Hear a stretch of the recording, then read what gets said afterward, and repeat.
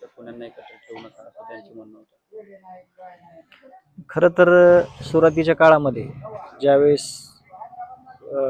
हे सगळे आरोपी अटक होत होते, तर त्यांनी विष्णू चाटे हा जो आरोपी आहे त्यांनी स्वतः अर्ज केला होता सुरक्षेच्या कारणास्तव मला लातूर जेलला ठेवण्यात यावं. आणि तो अर्ज आरोपीचे जे वकील आहेत ते वकील असं सांगत होते की तो अर्जच आमच्याकडे नाही किंवा आम्ही दिलेला नाही, परंतु जे या केसमधील संतोष अण्णा देशमुख यांच्यासाठी जे सरकारी वकील आहेत ॲडव्होकेट कोल्हे साहेब, त्यांनी कालच्या सुनावणीला तो अर्ज दाखवला की विष्णू चाटेनं अशा प्रकारचा अर्ज दिलेला आहे आणि कोर्टानं सांगितलं देखील की तुमचा अर्ज अशा प्रकारे आलेला आहे. आणि सुरुवातीपासून आम्ही म्हणतोय की जे झेल प्रशासनामध्ये काल जी गोष्ट घडली, जी कालची गोष्ट घडली ती आम्ही 2-3 महिन्यापासून सांगतो की ज्या झेलमध्ये काय चालतंय प्रकार.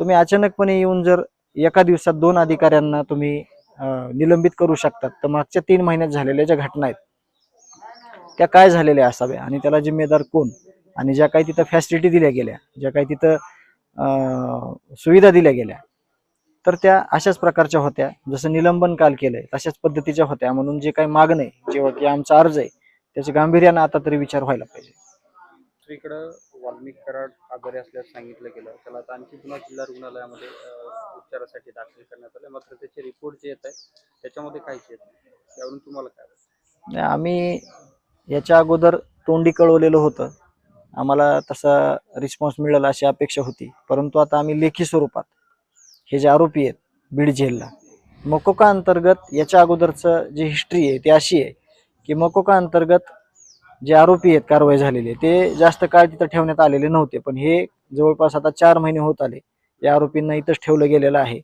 त्यामुळे आम्ही आमच्या मूळ फिर्यादी आणि जे काही फिर्यादी आहेत त्यांच्याकडून आम्ही एक सविस्तर अर्ज, जे झेल प्रशासनामध्ये घडलेल्या सगळा घटनाक्रम आहे आणि हे जे आरोपी आहेत यांना वेगवेगळ्या जागेवर ठेवण्यात यावं असं ॲप्लिकेशन आमचं तयार आहे.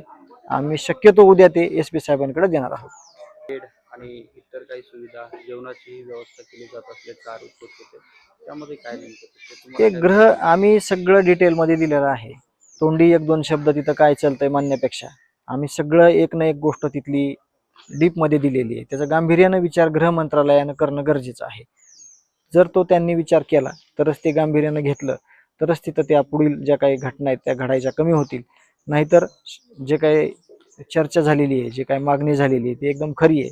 तिथं त्या सुविधा ज्या पुरवल्या गेलेल्या आहेत त्यामुळेच विष्णू चाटे हा आरोपी आहे, त्याला इथं यायचं आणि इथं सिक्युअर व्हायचंय त्याच्या हिशोबानं. परंतु